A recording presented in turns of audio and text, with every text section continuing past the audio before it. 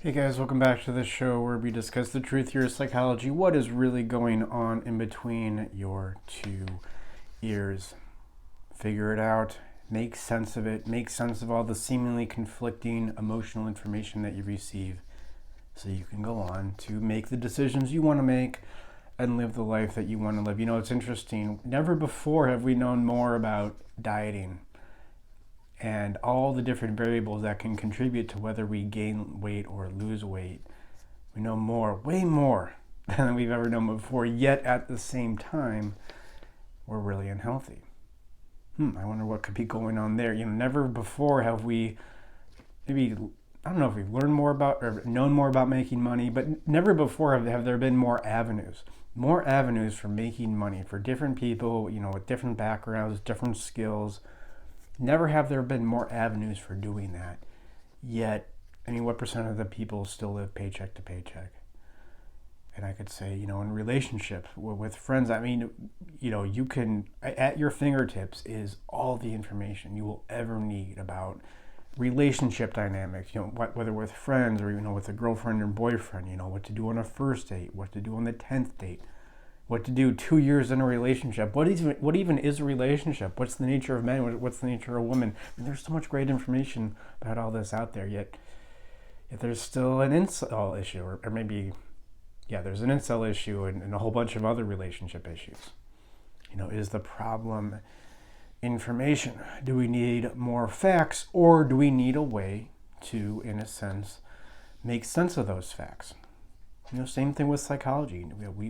The amount of information we have about psychology and how it works, and neuroscience, neurobiology. I mean, just the fact that those are two somewhat differentiated fields now, neuroscience and neurobiology.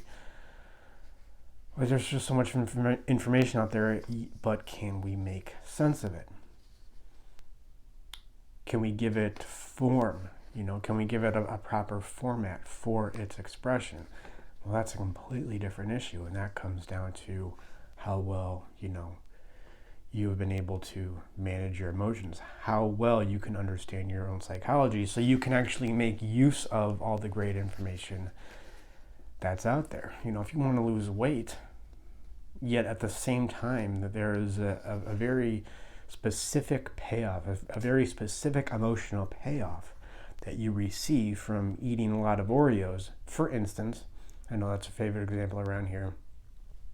Well, it doesn't matter how much information you know, or how important that information is, or how well you can articulate how important that information is, and, you know, how the Oreos damage your body and your brain. And, you know, it's going to lead to this mortality issue, and you're not going to be as mobile, you're not going to enjoy life. It's not going to matter at all if you have a specific emotional payoff for eating Oreos. You know, same thing in relationships.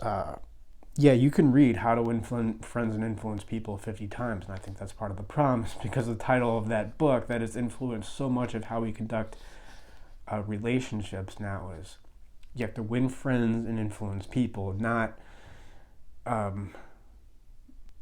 don't know, what would be a good alternative title? Just how to connect with people. How to make friends. How to make friends and connect with people. Like a friend is some kind of prize. No, you make friends. How do you communicate with people and connect with people in a healthy way? Well, anyways, you can know everything about social dynamics, but if you still want to isolate, if you still want to hide, let's go out and meet girls. Yeah, you want to meet girls, and I know you do. But a bigger part of you wants to hide.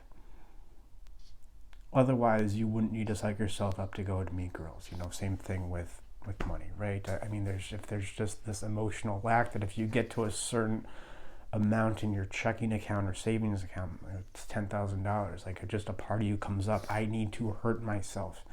I need to sabotage this good situation because it's like this place of emotional lack.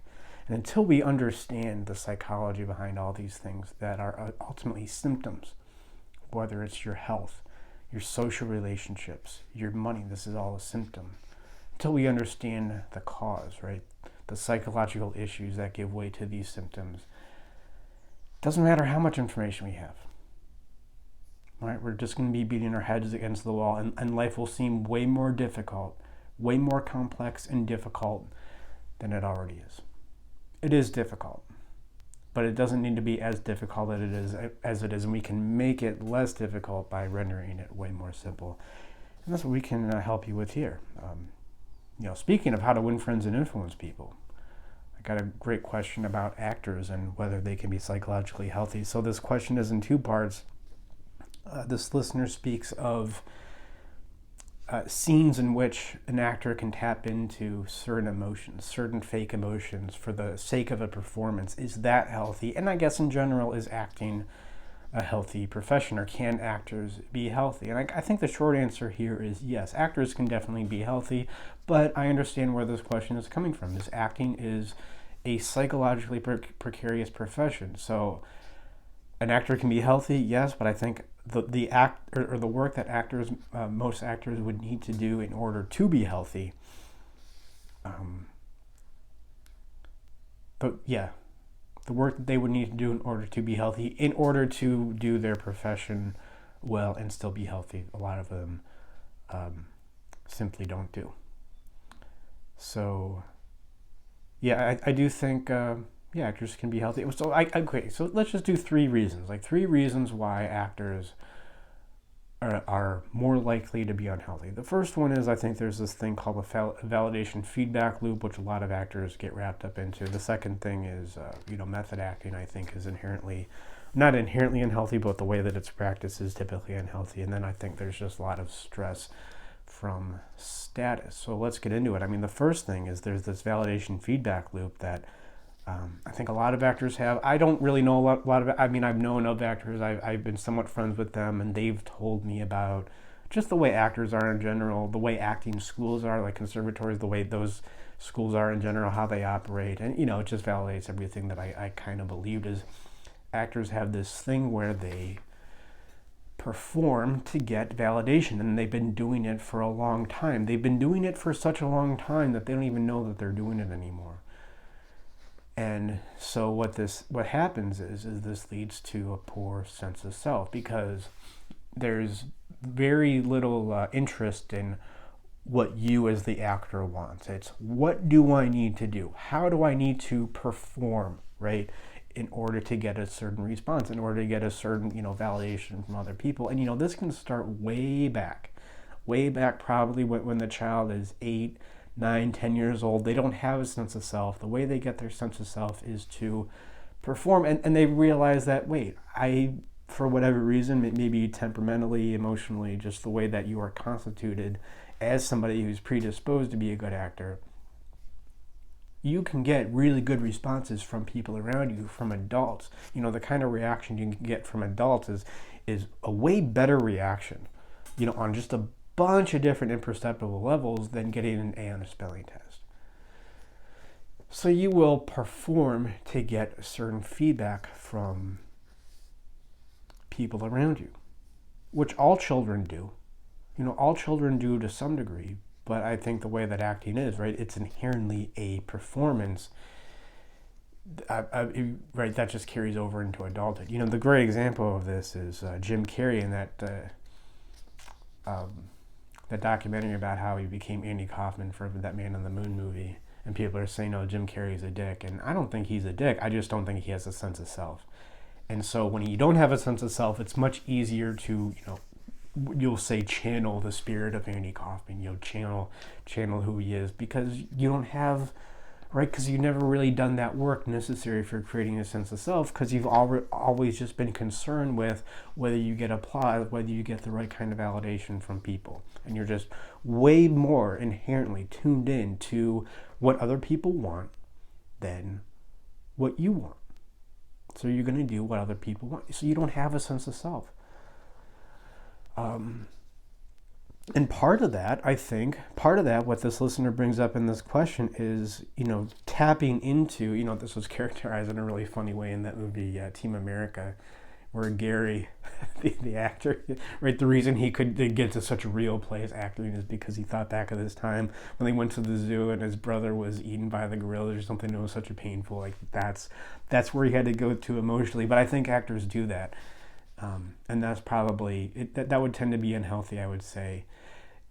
if you do that just to get a certain performance out of yourself in the moment and you recognize it's unhealthy, then that's fine. But if you do that on a consistent basis, then that would be traumatic reenactment without processing that trauma. And I think there's stories of, there's that one famous story, some movie from the 80s. I think it might have been The Exorcist, where the director slapped one of the actresses to get a performance out of her.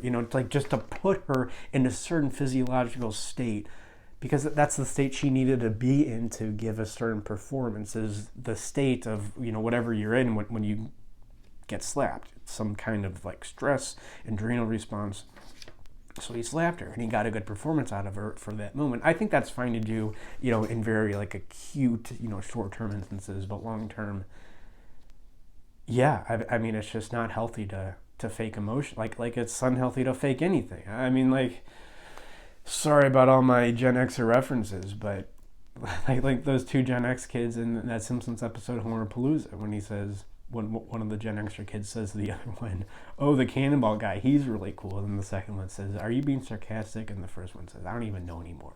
Because you can't be sarcastic more than 4 or 5 times when you don't even know whether you're being genuine. And so your entire life just becomes this performance to get a certain response from people or to avoid certain responses from people. And I think actors have that, what everybody else has, what we all do, but and they do it in an exaggeration rate. Like their life, because of the profession they chose, it's an exaggeration of that, in a sense, attachment disorder. Very similar. I was actually just watching TikTok, which is a great app. I love it. I was watching TikTok a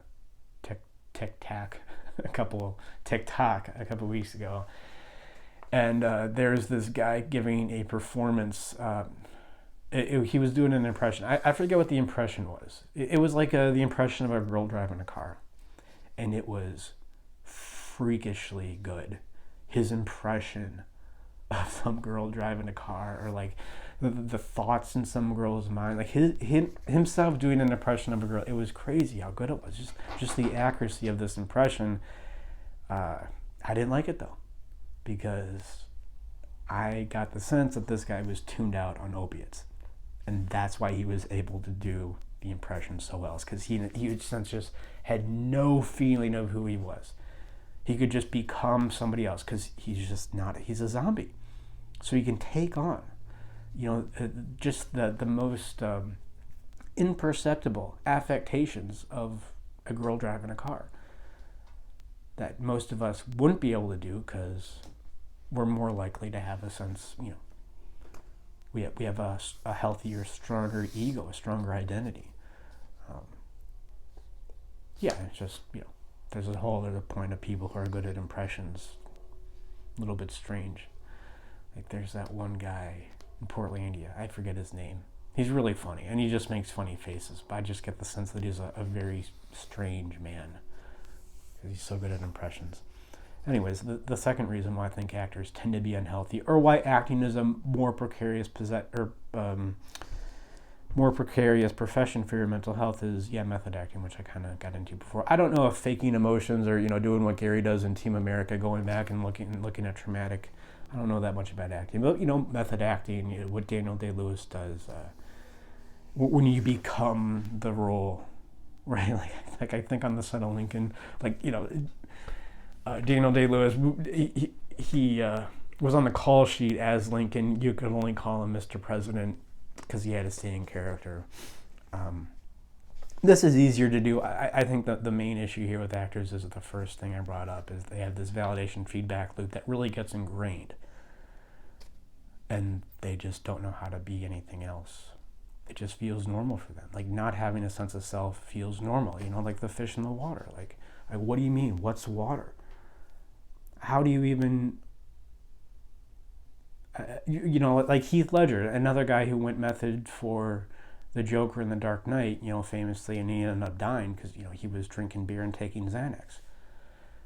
Look, I don't know if you need to hear this from me, but if you are drinking beer and taking Xanax and you feel better, if you think that makes you feel good, then the amount of stress that you have accumulated that you really don't know how to manage, that is like the fish, that is like the water. You're the fish and that stress is the water. It's just all around you.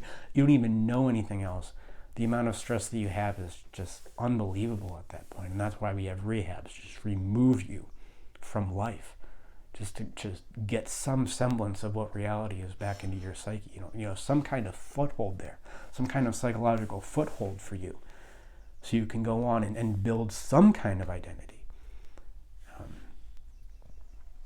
So I think, there's this method acting of where you just fake being somebody else, and you're more likely to do that when you don't have a sense of self. And we like that, I think. I don't know. Do we like that? I don't know if America likes that, but I do think things like the Academy, like the people who give out the Emmys and the Academy Awards, because it just makes acting look like more of a serious profession. So when you go method and you like lose 35 pounds for a role or gain a bunch of weight for a role, it just makes acting seem like a bigger deal than it is. And I think acting is important.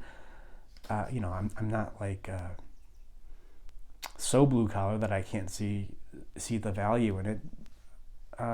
But let's not make it more important than it is. But I think that's why we tend to play up these roles, or these roles where actors really go method and get a good performance, and they do get a good performance. I mean, it's a very realistic performance. I don't know if that's really what you're going for. I mean, just personally speaking, I like the actors who have a sense of self, who have an ego. Yeah, they can act, but you can still tell it's them doing it. Like, I was just watching Batman and Robin, great movie.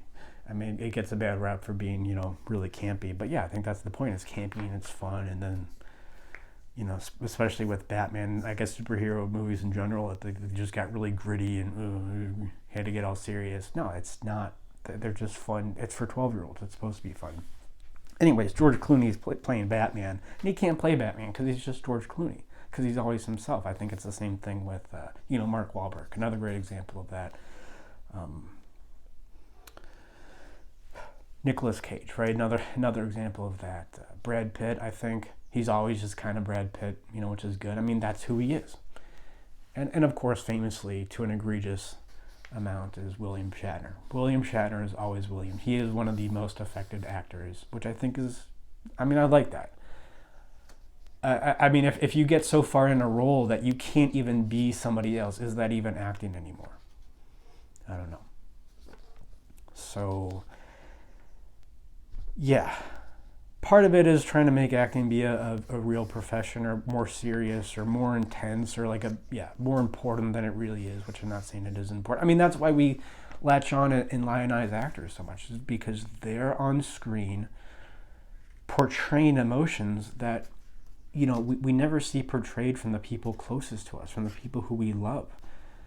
Like, we don't see our father have those emotions, have those kinds of emotional reactions and experiences, and so we feel close to them because that's what connection is. It's a sharing of emotional experience.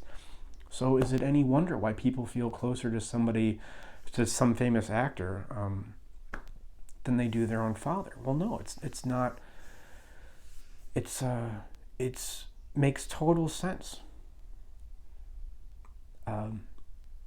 So it's right for us to lionize actors to some degree, but I think part of our lionization is some kind of cultural sickness that we can't express those emotions on our own. And of course, that's a compensation, right? The less we're able to express those emotions in our own lives with relationships that are more important to us, like our family, our friends, our mom and our dad, our children, then the more we need to latch on, whatever face Leonardo DiCaprio's making, because that becomes some kind of proxy for emotional connection. And that's why we think he's this great guy, because we actually have some kind of relationship with him. When you say it that way, it's kind of sad. I'm not saying acting is not important, but I just think we lionize celebrities now, or part of our infatuation with celebrities, which in some cultures is way worse, I hear.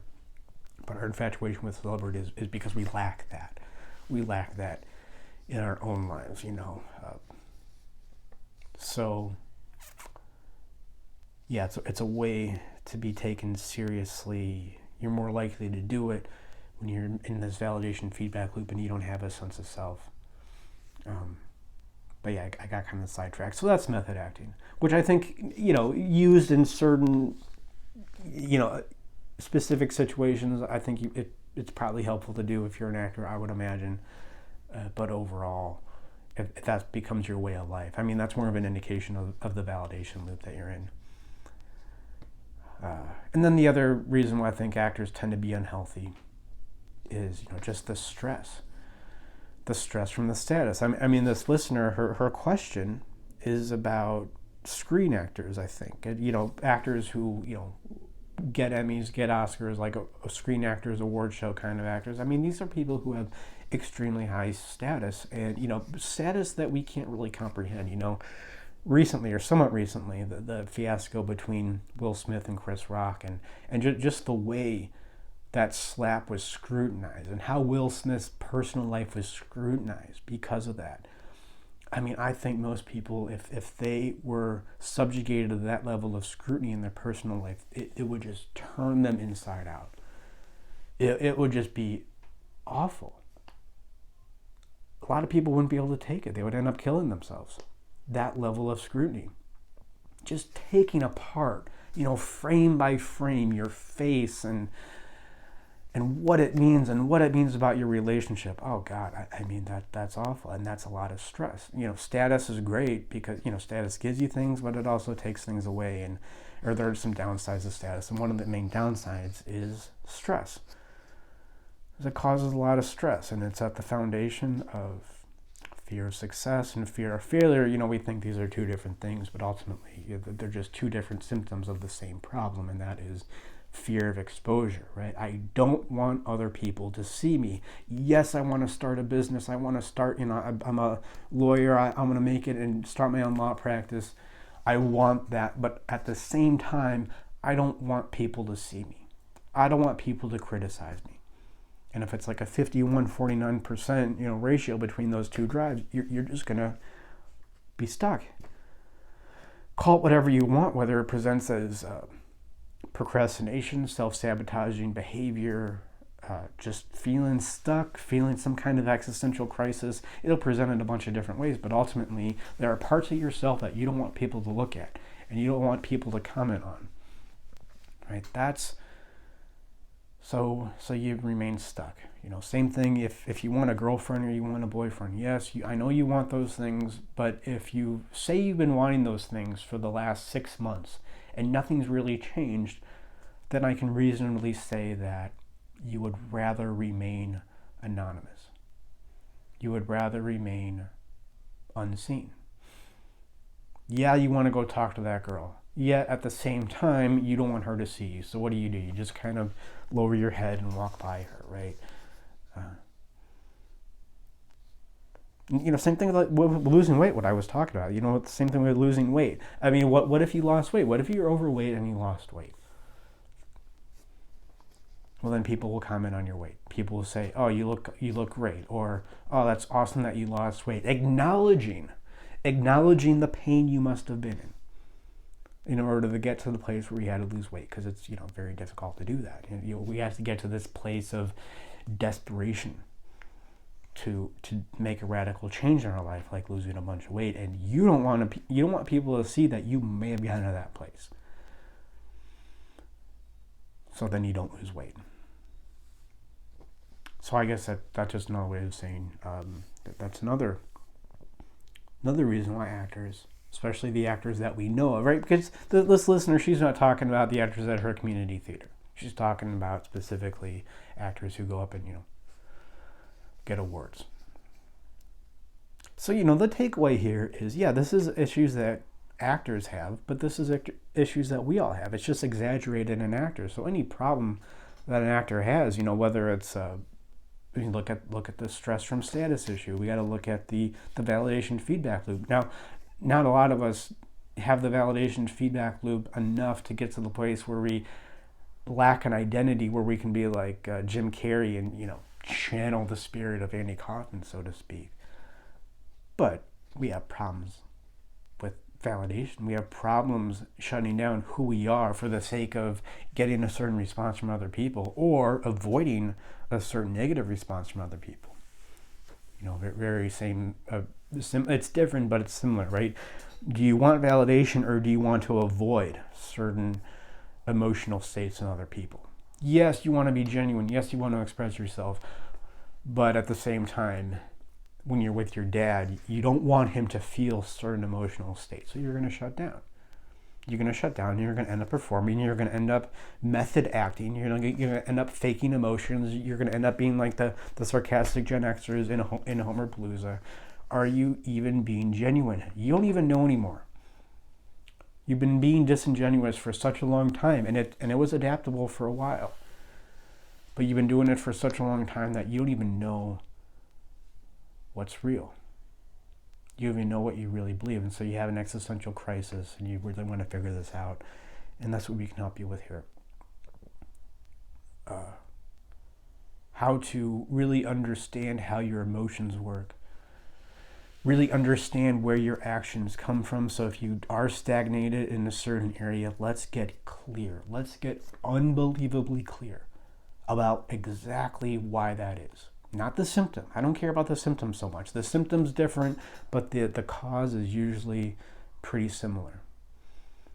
Right, that's the joke. We all have a very similar emotional experience. But let's just get unbelievably clear about the cause. So clear, we can describe it in a bunch of different ways because it's all around us, right? Like Eskimos and snow. We have all these different words. We have all these different terms where you latch on to what feels the most real for you. And once you do that, and once you're able to, and it's not a comfortable place to be, right? It's this dark spot in your life, but we got to climb into that. We got to climb into that dark spot for a while, which is a lot easier to do when it's very clear about what it is, when you're clear on what it is. And then that's when the behavior can really start to change and change naturally, right? That's the sweet spot. You just become painfully aware of what's going on, so painfully aware that the behavior simply begins to change on its own. You may need to push yourself here and there, but mostly you can do it on your own. And that's what we can help you with here. We do free consultations, animusempire.com/schedule. Thank you guys for watching or listening, and remember that it's difficult to be an actor and be healthy, right? It's more difficult, it's more precarious. So, for that reason, it's really healthy for us to look at how we all act in our own way.